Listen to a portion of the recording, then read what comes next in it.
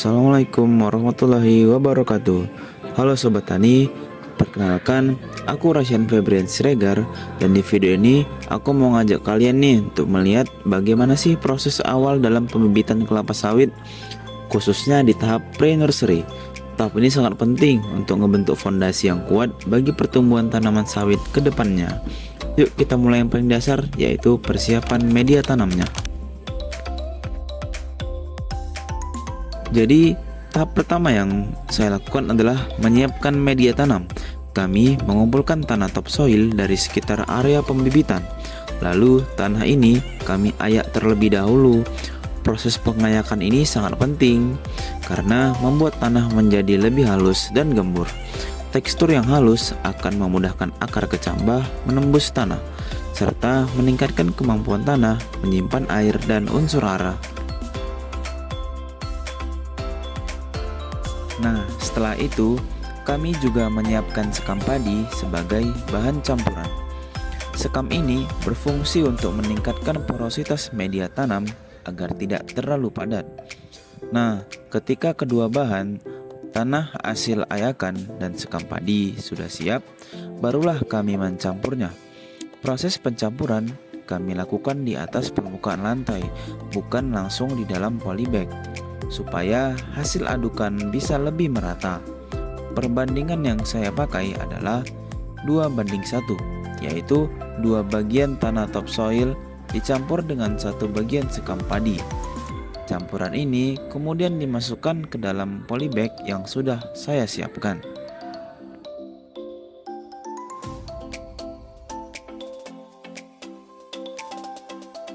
Setelah media tanam dalam polybag siap dan sudah diaduk kembali, mari kita masuk ke tahap pemupukan awal.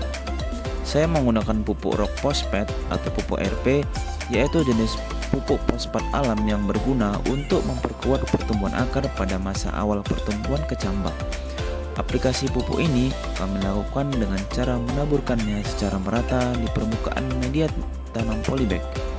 Rock phosphate bekerja secara perlahan, jadi sangat cocok untuk media tanam pre-nursery karena dapat memberikan pasukan fosfor secara berkelanjutan selama tahap awal pertumbuhan.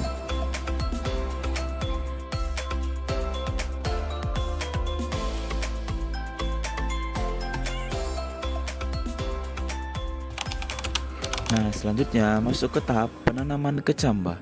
Pada tahap penanaman ini, saya menggunakan kecambah kelapa sawit bersertifikat dengan jenis DXP PPKS 239. Sebelum ditanam, kecambah terlebih dahulu direndam dalam larutan fungisida dengan dosis 2 gram dan menggunakan air secukupnya dan direndam selama 3-5 menit. Tujuannya adalah untuk mencegah infeksi jamur yang bisa menyerang bagian akar atau batang pada fase awal pertumbuhan. Setelah proses perendaman selesai, kami membuat lubang tanam pada media tanam di polybag dengan kedalaman sekitar 3 cm. Kecambah lalu ditanam dengan posisi radikula atau calon akar menghadap ke bawah dan plumula atau calon tunas menghadap ke atas. Posisi ini sangat penting karena jika terbalik, pertumbuhan kecambah akan terganggu, bahkan bisa mati. Nah, setelah diletakkan dengan benar, lubang ditutup kembali dengan tanah dan ditekan ringan. Kemudian lakukan penyiraman pertama dengan cara memercikkan air secara perlahan dan tidak terlalu banyak agar media tetap lembab namun tidak tergenang. Setelah kecambah sawit ditanam, maka kita harus menyiramnya secara rutin setiap pagi dan sore. Penyiraman ini sangat penting untuk menjaga kelembapan media tanam, mendukung proses metabolisme kecambah, serta membantu melarutkan unsur hara agar lebih mudah diserap akar.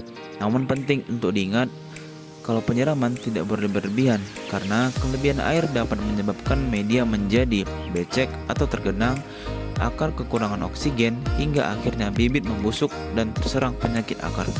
Sebaiknya jika kekurangan air, kecambah akan mengalami kekeringan, pertumbuhan melambat bahkan bisa mati. Setelah seluruh rangkaian pre-nursery yang telah dilakukan mulai dari penyiapan media tanam, perlakuan kecambah, penanaman hingga perawatan intensif merupakan tahap krusial yang menentukan kualitas pertumbuhan awal kelapa sawit. Dengan pelaksanaan yang tepat dan konsisten, tahapan ini tidak hanya memastikan kecambah tumbuh sehat dan kuat, tapi juga membentuk fondasi bagi terbentuknya bibit unggul yang siap mendukung produktivitas perkebunan di masa depan. Saya Ryan Febrian Sregar dan terima kasih.